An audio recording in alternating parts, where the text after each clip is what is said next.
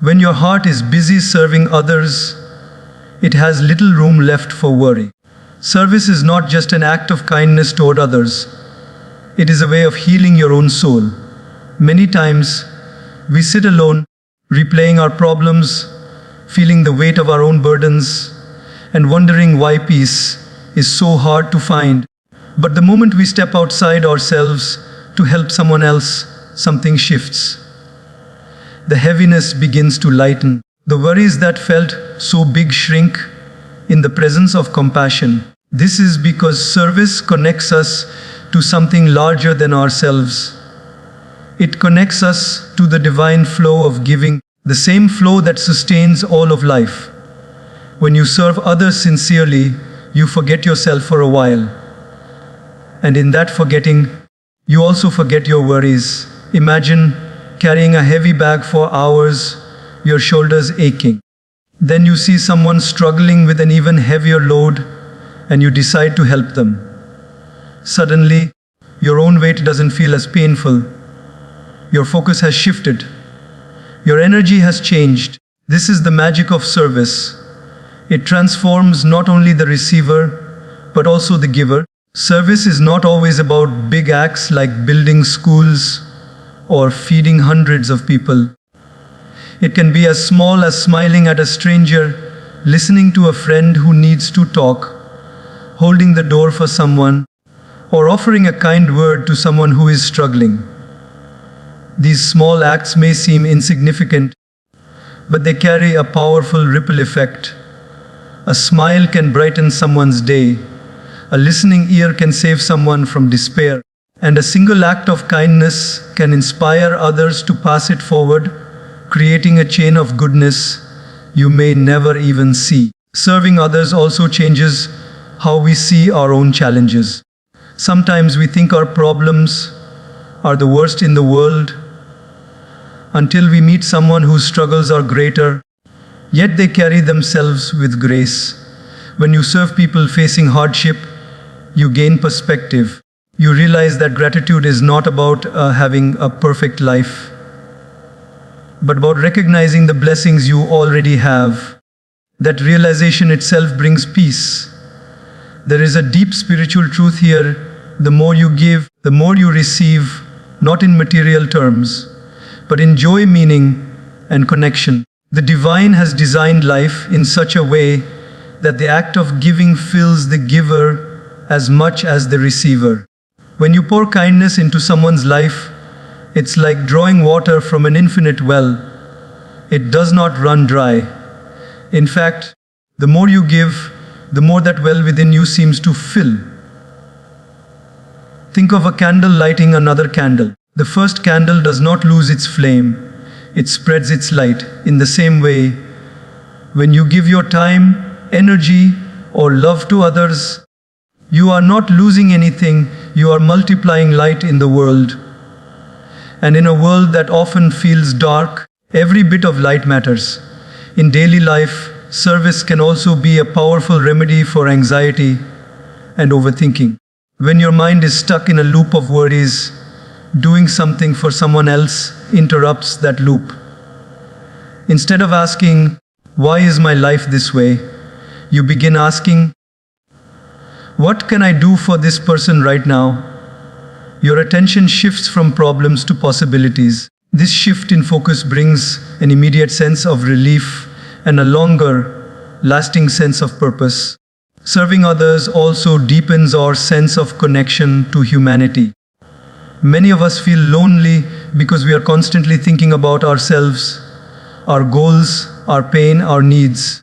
But when you help someone, you see that we are all connected, all part of the same human family. Their joy becomes your joy. Their relief becomes your relief. In those moments, loneliness fades because you are no longer an isolated individual. You are part of a greater whole. Service is also one of the most natural ways to feel the presence of God. When you act with kindness and compassion, you become a channel for divine love to flow through you.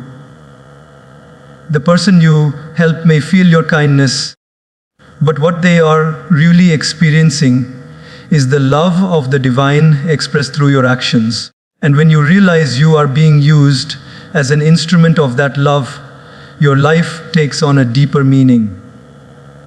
It is important, however, to serve without expecting anything in return. True service is given freely, without the hidden desire for recognition or reward. When you help someone, let it be because it is the right thing to do, not because you hope they will remember it or repay you. When your service is pure, it nourishes your soul. When it is tied to expectations, it can lead to disappointment. Over time, a life of service changes who you are. You become more patient, more compassionate, and more grateful. You stop seeing people only through the lens of what they can give you and start seeing them through the lens of what you can give them. And in doing so, you realize that peace is not something you find by focusing only on yourself. It is something that grows naturally when your heart is open to others. So the next time you feel restless, anxious, or burdened, step outside yourself. Look around and see who you can help, even in a small way. You may find that in lifting their spirit, you lift your own. In lightening their burden, you lighten your own. And in giving a little piece of your heart, you receive a peace that no worry can take away. Because when you serve beyond yourself, you are not just helping another person. You are touching the heart of God. Have you noticed something about life? The world is becoming noisier every single day. Our minds are being pulled in 100 directions. Our hearts are carrying unspoken burdens. And our souls are quietly whispering, "I just want peace." But here's the truth. Peace is not something you find in a distant mountain, in the next vacation, or in the applause of people. Peace is an inner science, a formula that, once understood, can make you unshakable no matter what storms rage outside. Today, I'm not here to give you just ideas. I'm here to give you a living formula. One that sages, monks, and wise souls have practiced for centuries. A formula not bound by religion or culture, but rooted in the timeless connection between you and the divine source. If you can take this formula and live it, you will carry a sanctuary within you. You will walk into chaos, but chaos will never walk into you. You will hear the noise, but your heart will stay tuned to the gentle music of God's presence. And that, my friends, is the secret of timeless inner harmony. Imagine your mind as a boat floating in the middle of a vast ocean. The waters around you can sometimes be calm, sometimes turbulent. Winds may push you in every direction, waves may crash against you, and yet, if your anchor is strong and secure, your boat will not drift away. This is what happens when we anchor our mind in the presence of the divine. Life will still bring its storms, but you will not be swept away by them, because deep within you, something unshakable will hold you steady. The reason most people feel mentally and emotionally exhausted is because their anchor is tied to things that constantly change. Jobs, relationships, wealth, status, people's opinions. And when these things shift, their peace shifts with them. But when your anchor is in the divine, in the unchanging source of all creation, you are tied to something eternal, something that cannot be taken from you. The outer world may alter, but your inner world remains still, calm, and centered. Anchoring your mind in God's presence doesn't mean withdrawing from life or sitting in isolation. It means living with constant awareness of that higher presence. Whether you are in a crowded marketplace, in a tense meeting, or in the quietness of your own room, it's the art of remembering, I am not alone in this moment. The one who sustains the stars is sustaining me right now. That thought alone has the power to dissolve fear and restore balance in the middle of chaos. Think of a mobile phone. No matter how advanced it is, if it's disconnected from its charger for too long, it will eventually run out of power. Your mind is no different. Every day, we spend hours connected to news, social media, work deadlines, and countless distractions. These drain our mental battery. But when you consciously connect to the divine through remembrance, prayer, silence, or simply pausing to breathe and acknowledge the source, you are plugging yourself back into infinite energy. That is where clarity, patience, and strength flow from. One of the most beautiful ways to anchor the mind is to begin and end your day with gratitude to the divine. When you wake up, instead of instantly checking your phone or thinking of your to-do list, take a few moments to remember, I am awake because life was given to me again today. Thank you. This simple act shifts your mind from anxiety to appreciation. And at night, before you sleep, reflect on the day, its challenges, its blessings, and offer it all back to the source. These small moments keep your inner anchor strong. You might ask, but what about the moments when my mind is overwhelmed with fear, anger, or sadness? How can I anchor it then? In those moments, don't try to fight your thoughts. Fighting the waves only tires the sailor. Instead, acknowledge what you feel and then gently bring your awareness to the divine. It can be as simple as silently saying, I place this burden in your hands. You may not feel instant peace, but the act of surrender itself starts calming the turbulence within. Let me give you an example. Imagine someone cuts you off in traffic. Instantly, your heart rate rises, your mind fills with irritation. In that moment, you have two choices: to fuel the anger or to anchor yourself in awareness. If you take a breath and think, maybe they are rushing to a hospital.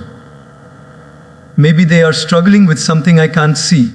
I choose not to let this disturb my peace. You've just pulled your mind back to a place of control, connected to compassion, which is a quality of the divine. This shift is not weakness, it's strength.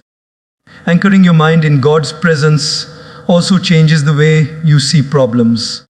Most people panic when things don't go their way because they see themselves as carrying life alone. But when your anchor is in the divine, you remember the same force that makes the sun rise and the river's flow is also guiding your life. What looks like a setback might be a setup for something greater. You stop asking, why me? And start asking, what is this teaching me?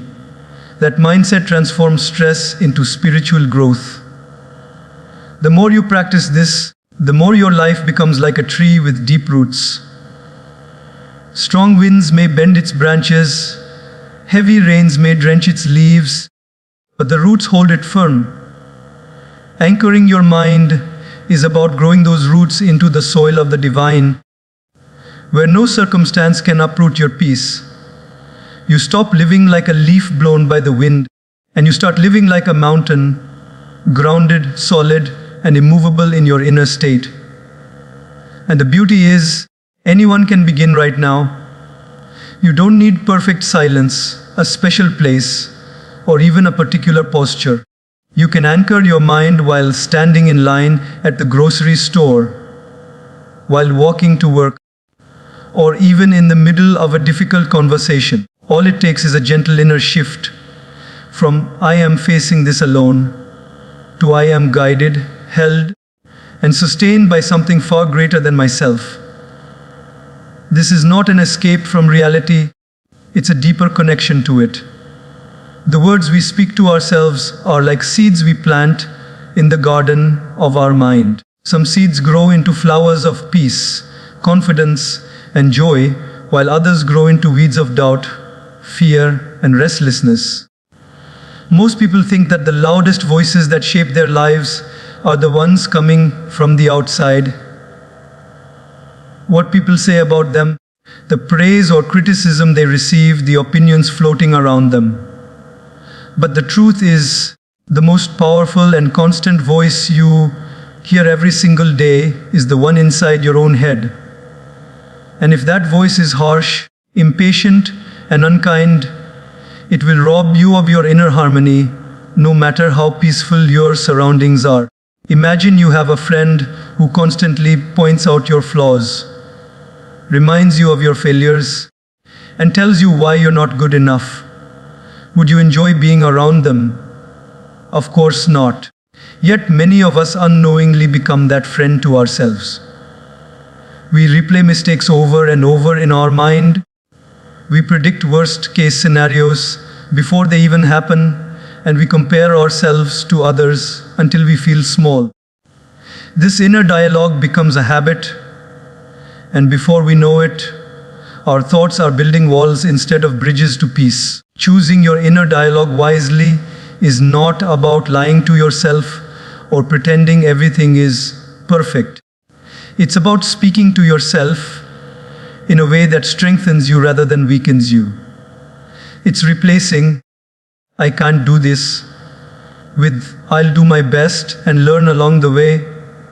It's shifting from "nothing is going right" to "even in this moment, there is something to be grateful for."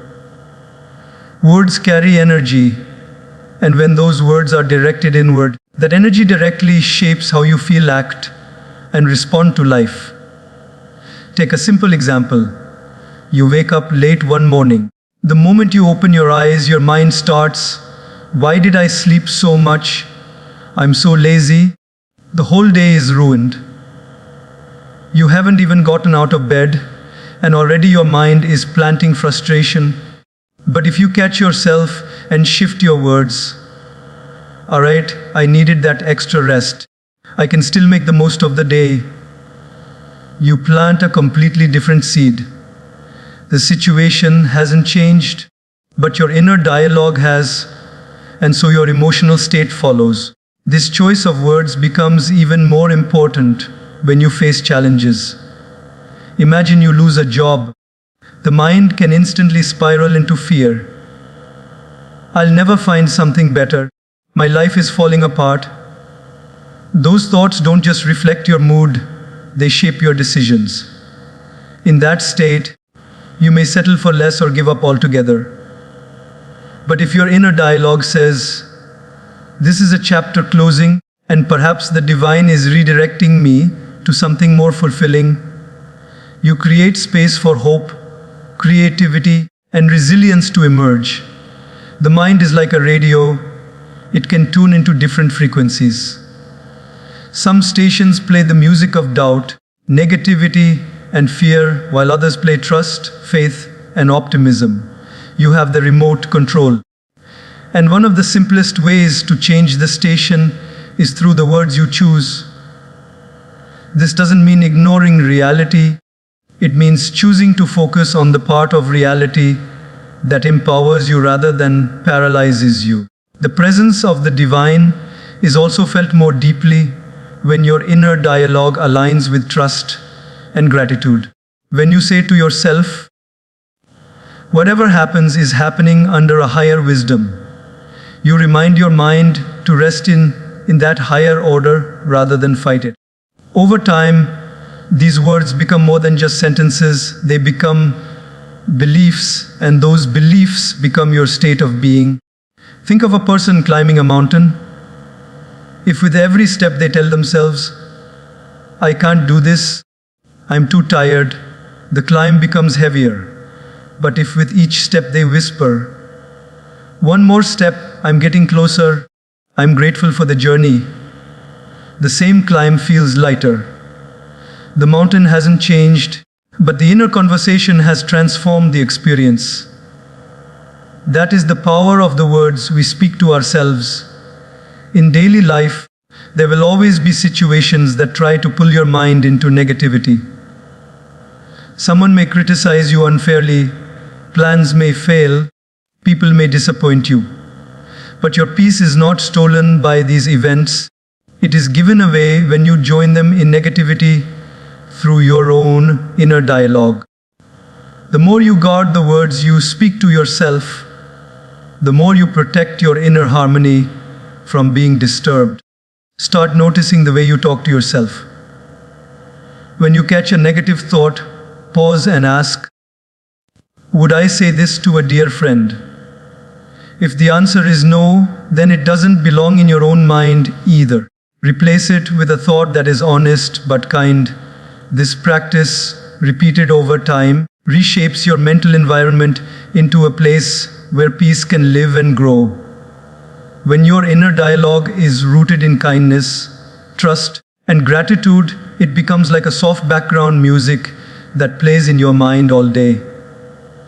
The noise of the world may rise, challenges may come, but that inner music keeps you calm, focused, and connected to something greater than yourself.